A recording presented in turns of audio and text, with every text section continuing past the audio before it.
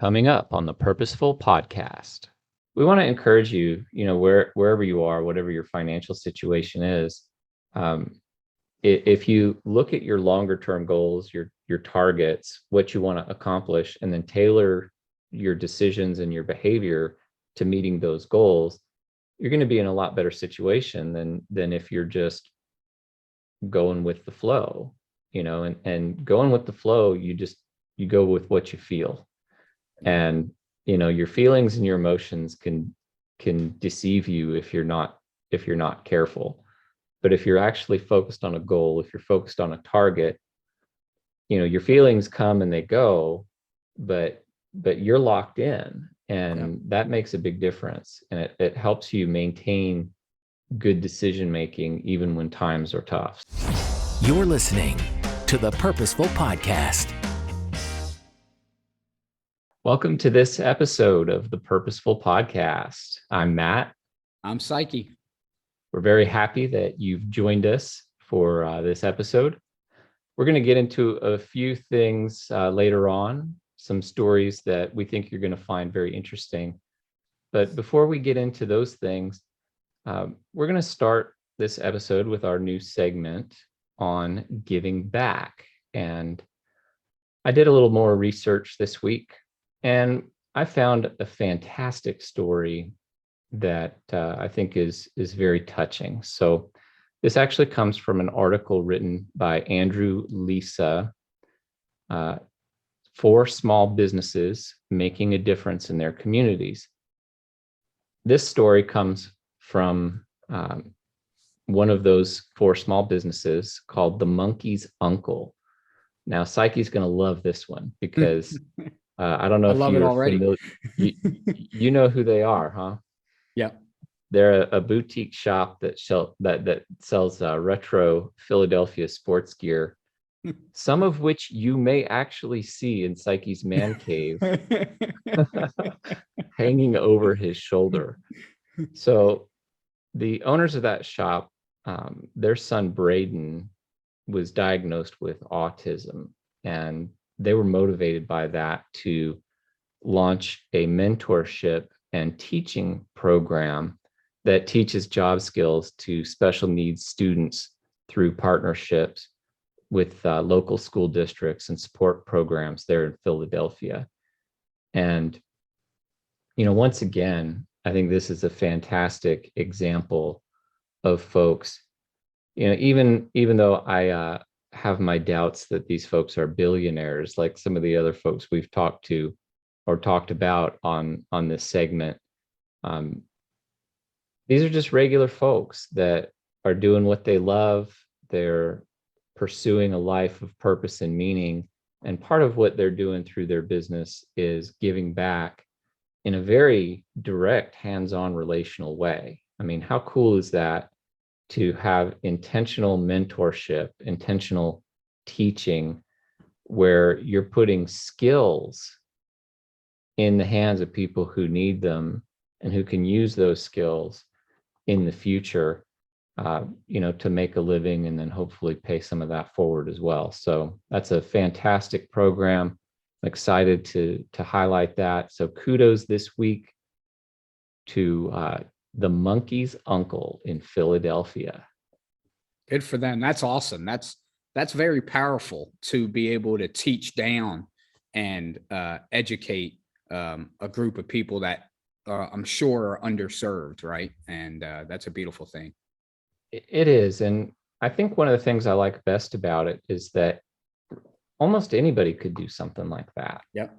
It is an investment of time, and it's an investment of resources, but you don't need $1 million to do something like that. You just need to have the willingness to reach out and find some folks in your community that you can share what you know with them and empower them to have a better future. So that's just right in line with the kind of things that we believe in here that we're trying to promote. So kudos to them. Good job. Agreed. Good job. So we hope you enjoyed that story. as we move forward, we'll go ahead and introduce the topics for this podcast. We're going to talk about a couple of stories this week. Student loan payments resume on May 1st. So there's a lot of fear and trepidation with that. There was an analysis published by the Wharton School this week that examined wage growth versus inflation according to different income levels. So there were some interesting findings in that we'll look at. And then finally, we're going to discuss some of the some of the results of Russia's invasion of Ukraine. Since we last had the pleasure of talking to this audience, Russia has in fact gone from a small scale border conflict to a full scale invasion. So there are definitely economic repercussions of that are already being felt. So we're going to look into that a little bit. And then finally, we'll close our episode with the savings hack of the week. And I know Saiki's got a good one for us. So before we dig into all of this excellent content, we're going to toss this out to our intro. You're listening to the Purposeful Podcast with Matt Fiebig and Saki Filios.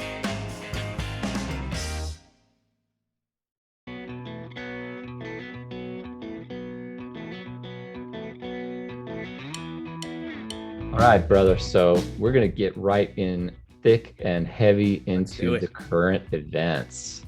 So I want to start with an article that I saw written by Jessica Dickler and posted over at cnbc.com. In this article that she wrote, she cited a survey that was conducted by the Student Debt Crisis Center that 93% of borrowers are not prepared to resume their student loan payments when they kick in on May 1st. So that has been a topic. Student loans have been a topic that we've gone over quite a bit on this podcast. But this is where the rubber meets the road, right? Real life is fixing to kick in. So what are your initial thoughts on that? Well, my initial thoughts are, I'm not surprised by that number. I do think that number is a little higher than I thought it was going to be, but I anticipated it'd be pretty high. We live in a society where, for whatever reasons, we have a lot of people, we have a student loan crisis. We all know that. It's a bigger issue than COVID-19, I believe, but it's affecting millions of people, and it's affecting our lives in a big way. So we've been pushing the can down the road. So people are getting kind of used to the fact that they are waiting for the government to come in and pay for something, whether they're going to forgive the student loans or whatever. But I don't think as a country we have the ability, or even if we do have the ability, that it's a smart idea to pay off all these federally backed student loans. And nor do I think we should. And I think people are going to have to get used to that and learn how to pay them off. And you can't delay them forever, right? They're going to, it's still there. Yeah. I think that this is potentially a significant crisis. Obviously once COVID-19 became a major issue and you saw a lot of these lockdowns and that impacted people differently in different states, because not every state handled lockdowns the same way. But the federal government basically put a moratorium for the last 2 years on student loan repayments. Now, I'd have to dig in a little bit deeper, but I suspect that not all of these lenders necessarily suspended the accumulation of interest during that time frame, although they may have. But it's a case of bad or worse any way you look at it. But during these 2 years, you've seen the government really put a lot of money into people's pockets. So you've seen, federal subsidies of unemployment benefits which created, pretty significant benefits from unemployment for those that were out of work. You saw the government put money into people's pockets through the earned income tax credit and the child tax credit, where people were actually getting those from the government on a monthly basis, I think from July through December of last year. So for 6 months, people were getting money from the federal government for the child tax credits.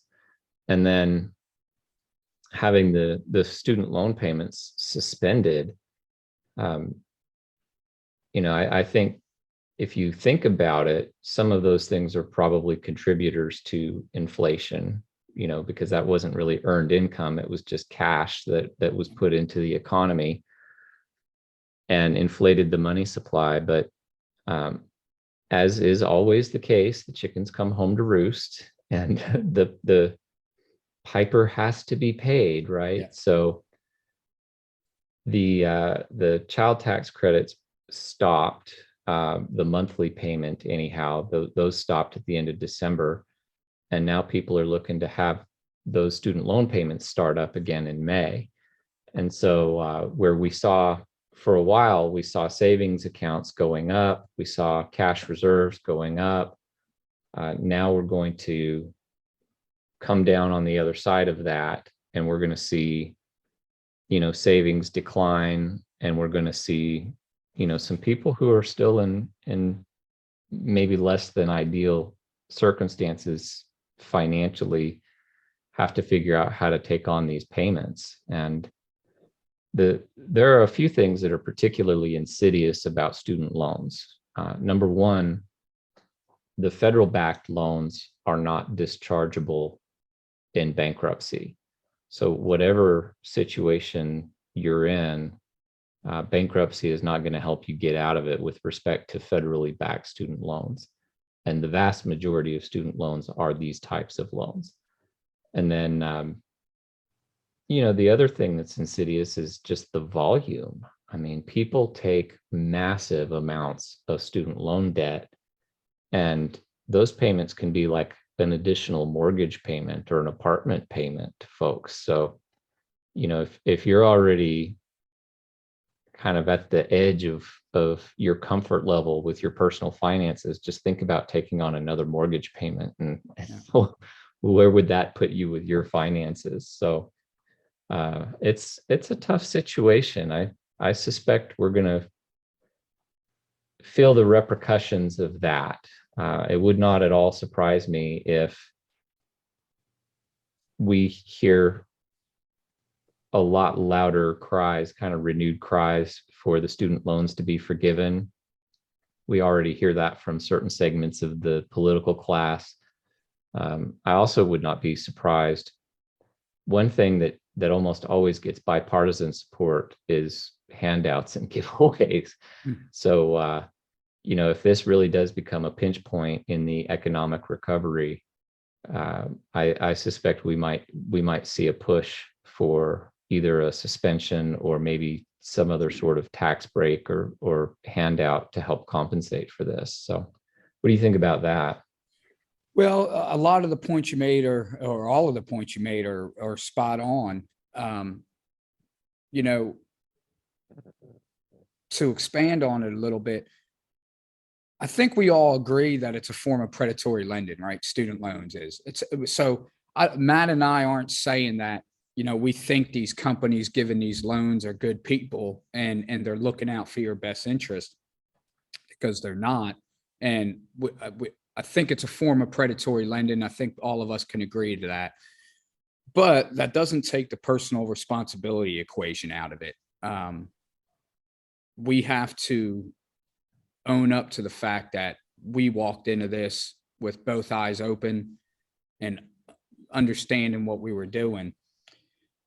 And I guess just in terms of trying to help create a solution to get people out of this problem, because it's a tough problem. I mean, it's a huge problem, right? I mean, it affects millions of lives, depression, all sorts of other medical issues and mental issues you can suffer from this. And I guess the one silver lining about our economy right now and most of the people that have student loans have them being deferred at the moment is at least we can go find work. And, just trying to find any ray of light. Maybe everyone or somebody in that particular situation can find another job, a second job or a third job to help them pay that payment. I think historically, on average, the monthly payment somewhere around $300 a month is what it used to be for a student loan. So these days, that's an extra 10, 15 hours a month just to pay that. Well, we should be able to find that pretty easily right now in this market. So, I'm not trying to discredit what the companies out there have done and how they take advantage of people, or the huge annual parties they throw for their salesmen out in the Bahamas or wherever they go. No, the lenders are part of the equation, Yeah. and I'm not trying to let them off the hook, but the universities have done their students no favors either. Correct. Agreed. I mean, for our entire adult lives, the rate of tuition increases annually has far exceeded the rate of inflation. Yeah. When I went to university here at the University of West Florida, this was 20 years ago. I was paying $86 a credit hour. Now you've got kids that have recently been paying tuition at that school, and I'm guessing that they pay at least 2 to 3 times what I did 20 years ago. Yeah, it's over 300 a credit hour right now. Okay, so almost 4 times as much. Yeah. So the universities can do that because these kids, most of them who take the student loans, there are no qualifiers, there are no restrictions. It's just, okay, we're going to give you however much you need. Well, the universities aren't blind to this. They know that they're going to get that money. So who cares, if it cripples the kids, as long as they're getting the money, that's what matters to a lot of these university administrations. So, I think that they have a lot of responsibility for this as well. And they have not done their kids any favors by jacking tuition up so much so quickly. If you are considering going to school and taking out student loans, this is a good time to take a step back and think about how much debt do you really want to take on. I took out some loans myself when I went to school, but a relatively modest amount compared to modern day standards. If you're going to finance your education, you better stick to some fundamentals, right? And one of those is pick a career that you are very confident that you're going to get a job in. It may not be the career that you would ideally choose if you lived in a utopia, but life doesn't usually work out that way, does it? No, it doesn't.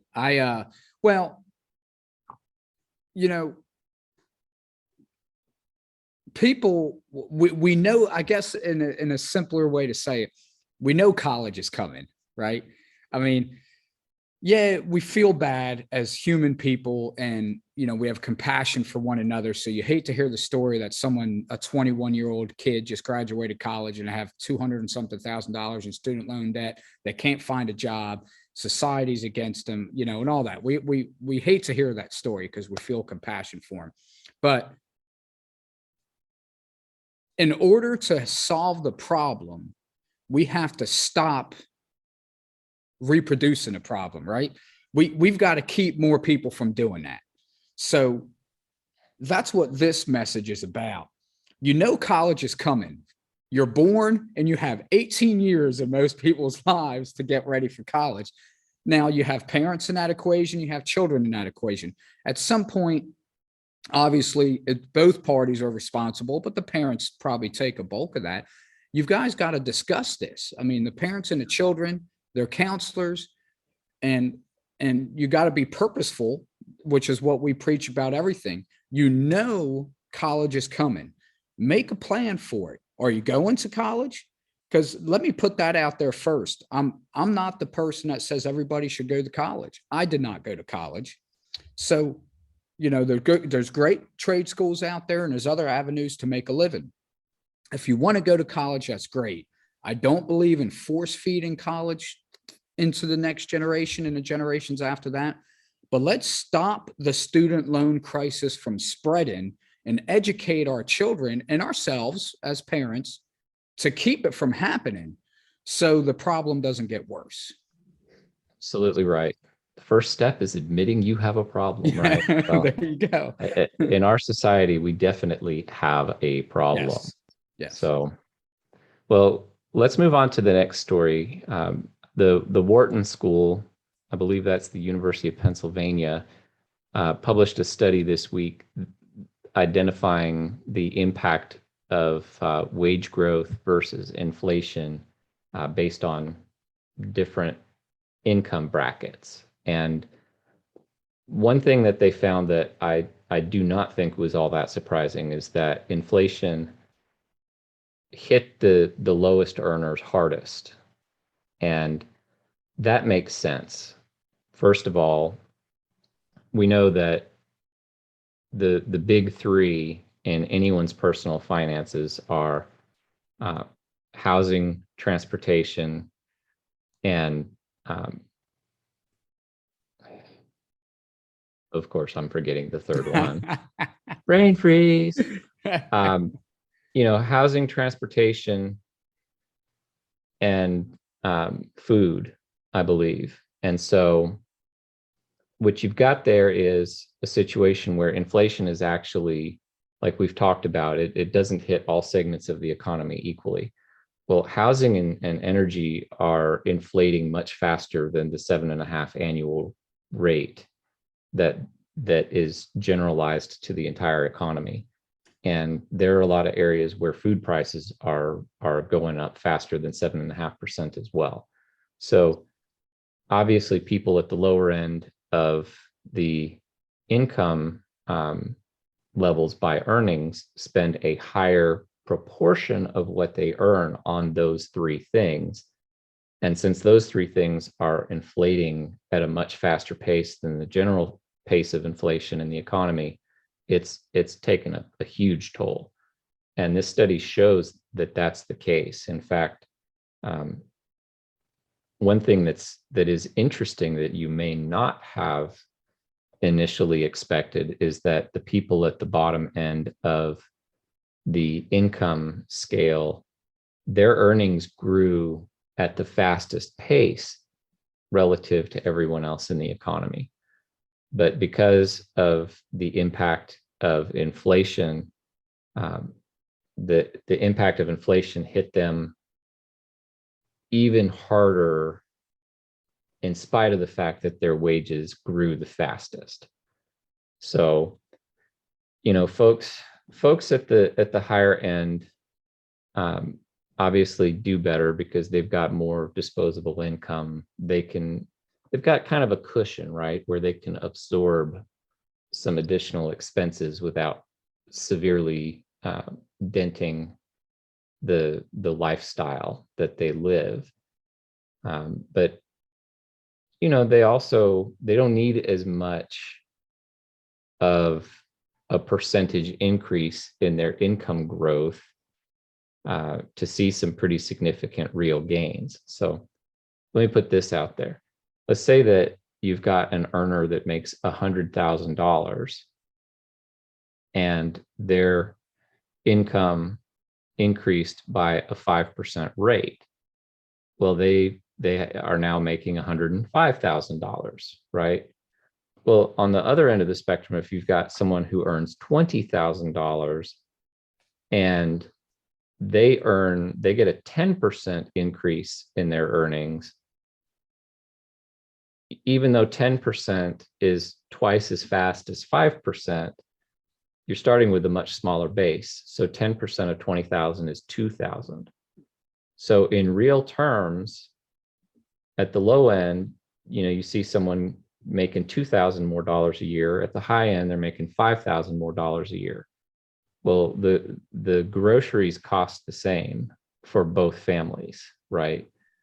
So, that's why you can see a situation like in this study where people make more money at the high end, but they feel less of an impact of the inflation than people at the low end of the scale when it comes to their earned income. So, I laid out some things there. I'm interested, Psyche, to hear some of your thoughts about all that.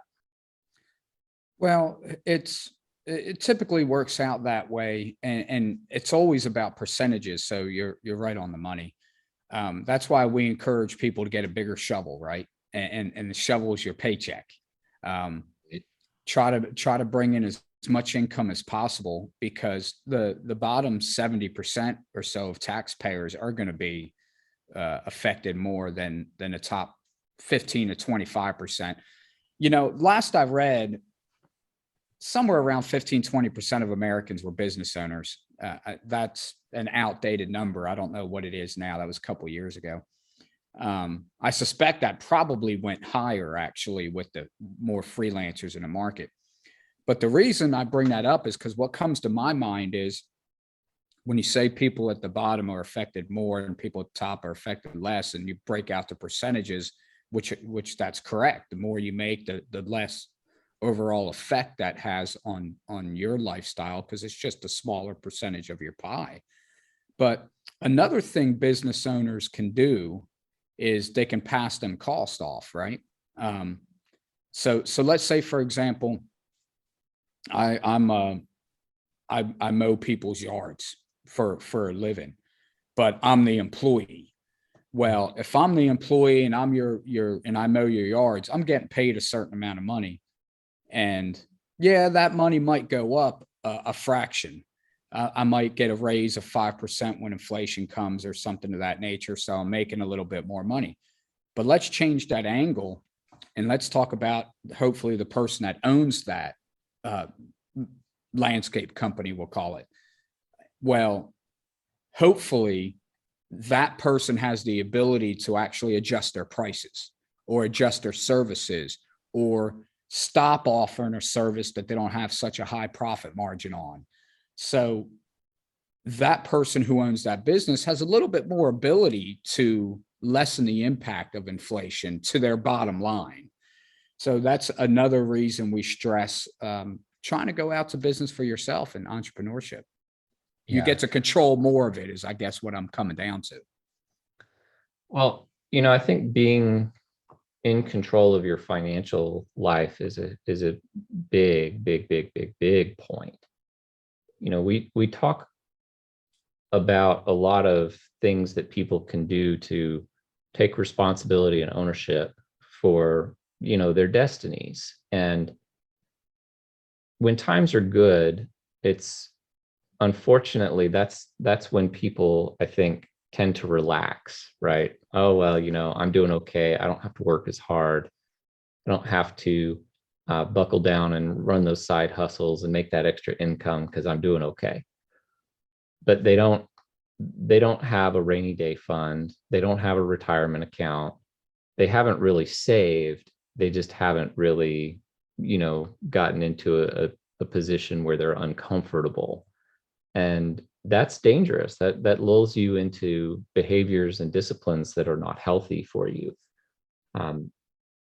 Now that times are harder and there are a lot of headwinds that are working against us, I think people are starting to see that, oh, I need to start saving money. I need to start trying to figure out how I'm going to get through all this.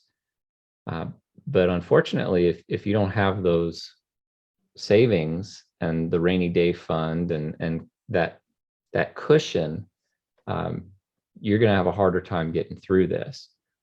But the fact of the matter is that even in this environment, you still can work hard. You still can get the side hustles going. You can still find opportunities, because there are tremendous opportunities. There's so much demand in the job market right now that you can find a job that is better than the one you have, most likely. You can find a side job that is going to help put more money into your account to booster that savings fund and that rainy day fund.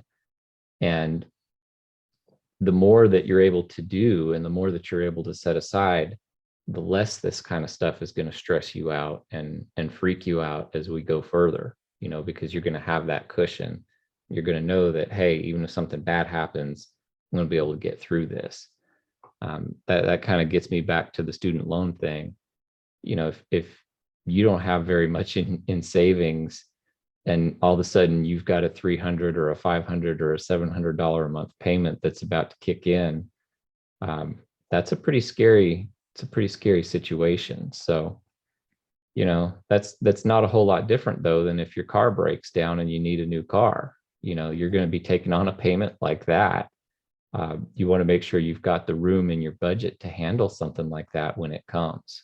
So, the news is not all bad. It really just depends on what it is that you're aiming for. And, I'll ask you this, Psyche, but how does a person's mindset, how do you think what it is that a person focuses on impacts the choices that they make in their personal financial situations? Greatly. It's so, if you're thinking about putting food on a table tomorrow and how you're going to feed your family, well, you're going to make a whole different decision today than you would if you're thinking about how does that decision affect me 5 years from now? So we have to weigh that, right? I try to make all my decisions on a long-term basis, but obviously you have to weigh that with your short-term needs, because you have to be able to meet those needs in the short term to get to your long-term goals. So you have to balance that. You talk about the great economy we've had the past 3 years. The stock market, first time ever in our lives, has produced returns of over 20% a year annually for the past 3 years. The housing market, obviously everybody knows, we know about inflation, we know all that, but times have been good. When it comes to a personal consumption standpoint, for me, I kind of tend to follow Warren Buffett's outlook on that. I'm a little bit conservative. And if you kind of follow Warren Buffett, and this is a way I can answer your question, when times are good like this, I tend to not consume as much. I don't make big ticket purchases, and I don't spend a lot. I tend to acquire. I try to use this time, and this is something that I've learned from Warren Buffett and millions of other people have, and I advise everybody to read up on this because it's a great way of building personal growth and just being less stressful. But Warren Buffett, if you notice, in Berkshire Hathaway, they usually don't make large acquisitions when times are well. So Warren Buffett is typically held to the path that says, hey, I'm going to build and acquire money right now. When times are good, I'm selling. My businesses are selling products. We're having record revenue come in and income come in. And then when times turn, I've got a stockpile of cash, and then I'm going to buy. And it doesn't have to be a recession to buy, but you don't have bidding wars on things like we do right now. It's just a very difficult time to buy. So long term, you're just better off not buying big ticket items, whether it's consumption or investing, when times are like this, just waiting for it to level out a little bit. Yeah. Well, I think that's good advice. I mean, just boiling that down, it's buy low and sell high, right? Yeah, so exactly. There's nothing wrong with that.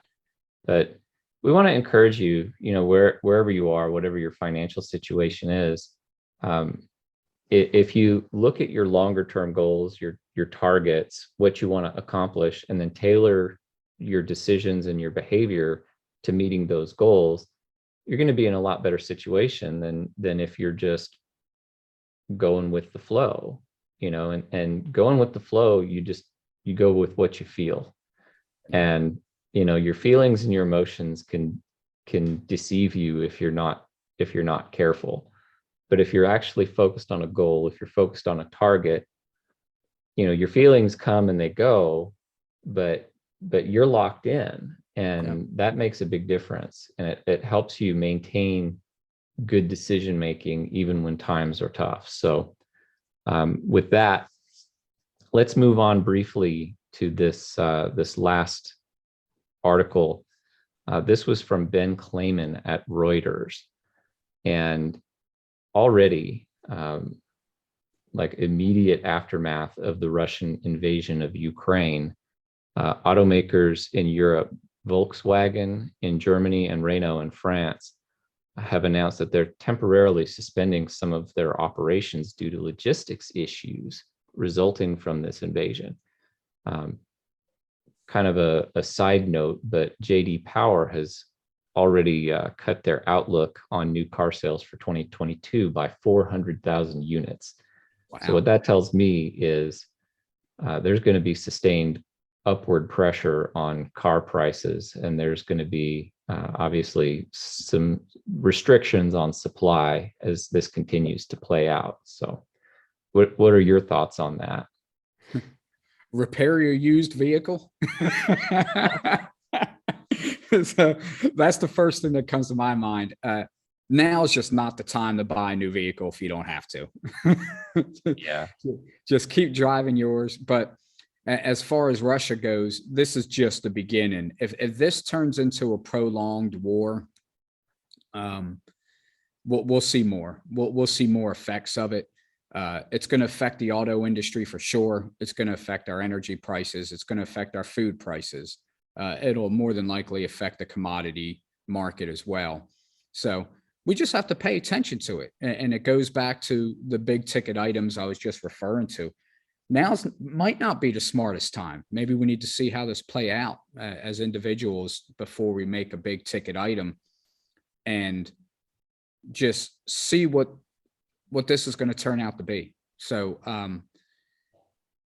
there's already a supply issue in the car market, right? Yeah. And it seems like that's going to get worse, especially for overseas vehicles. So I would just pay close attention to what's going on and refrain from making big purchases. Yeah. And I think with Volkswagen and Renault, they're kind of on the leading edge, being in Western Europe. They're a little closer to what's going on. But I kind of suspect that US automakers are going to face a lot of the same constraints.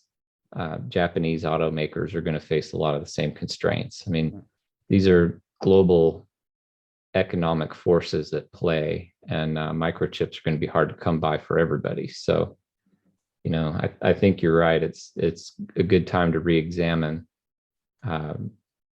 what your habits are, and if you're one of those who likes a new car every 2 or 3 years, you might want to just hold on to the one you got for a little while longer. We'll see how it goes, but I think that's a good place for us to move on.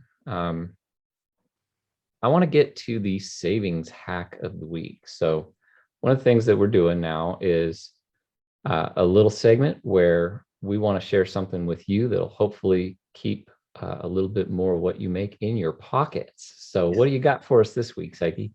So this is kind of a twofer. This past week, we just celebrated 2/22/22 at Tuesday. So maybe this is honor of that. Double up.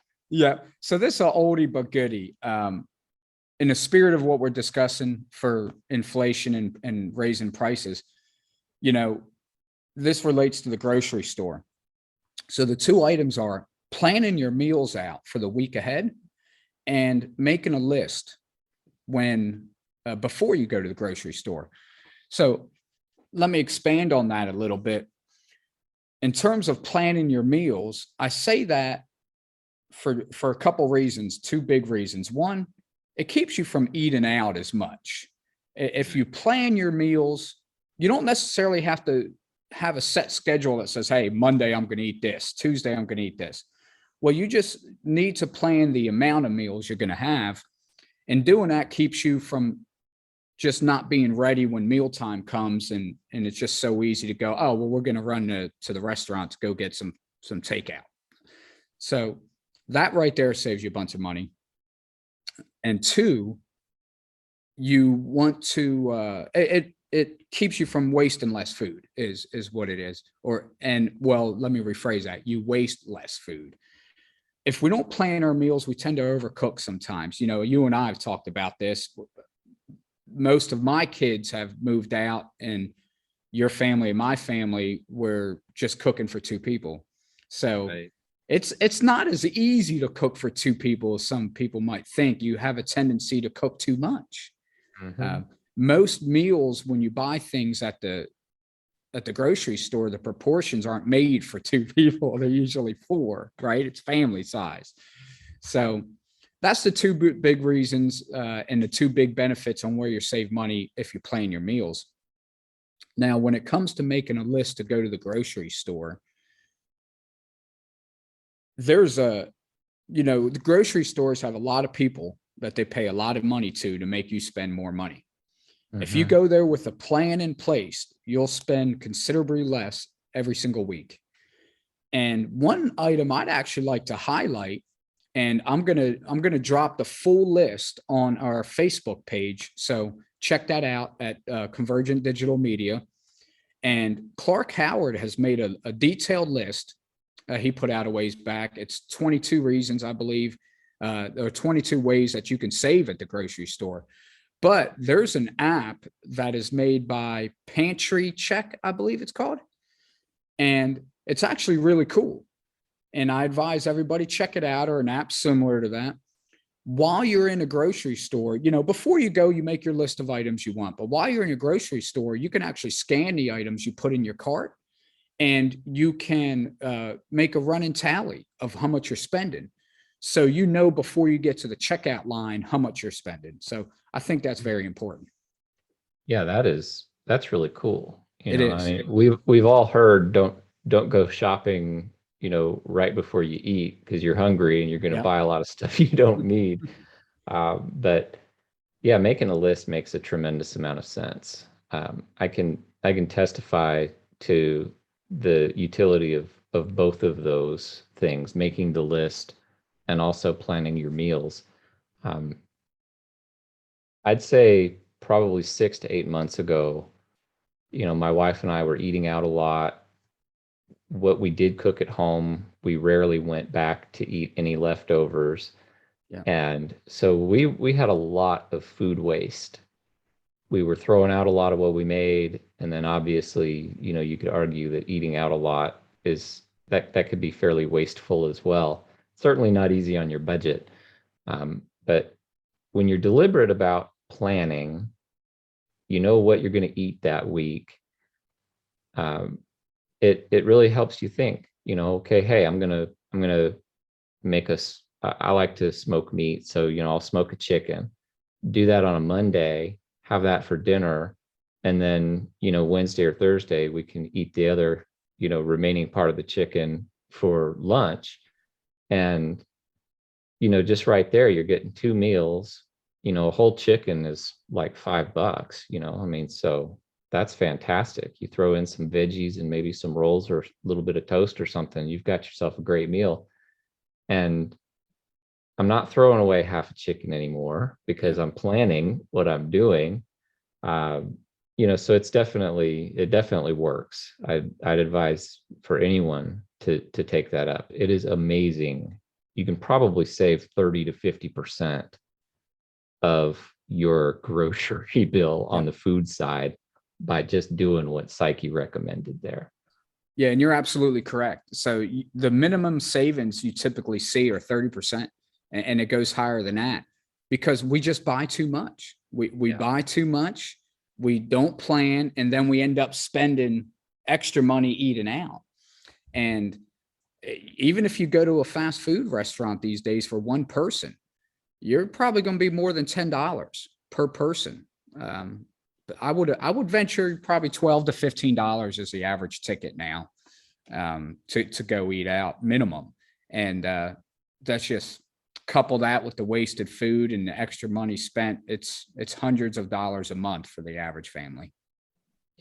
And the truth is, if when you apply that to someone who's maybe on the lower end of the earned income scale, that's where, the biggest difference can actually be felt.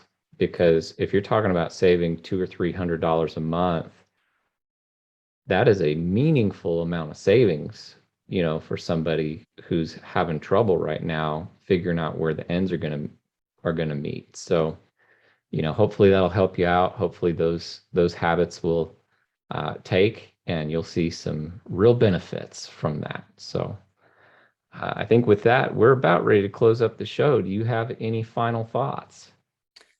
Well, no, I just encourage everyone to check out our Facebook page. We'll be, we put a lot of relevant articles and good info on there. So check it out. I'll be dropping this list on Clark Howard, and there's a whole bunch of great content there to read. So check us out there at Facebook at Convergent Digital Media, and follow our page. Fantastic. Well, for those of you that have joined us, we appreciate it. If you're listening to us on your favorite podcast directory, please subscribe. Please leave us feedback if that's something that you can do. Join us at our locals community. You can reach us at thepurposefulpodcast.locals.com. And if you have any thoughts, any feedback, we'd love to hear from you. Do you like the new show segments, or do you have any ideas for some topics that you'd like to hear us discuss? Shoot those over to us. You can reach us at the Purposeful Podcast at convergentdigitalmedia.com. Until next time, thank you. We look forward to having you back. This has been the Purposeful Podcast. Thanks for listening to the Purposeful Podcast with Matt Fiebig and Saki Filios. We hope you enjoyed this episode. Make sure to join us on Locals at thepurposefulpodcast.locals.com. And find us on YouTube and Rumble by searching for The Purposeful Podcast. If you like this podcast, don't forget to rate and review. This has been a production of Convergent Digital Media. Visit convergentdigitalmedia.com for more info. Thanks again for listening to The Purposeful Podcast.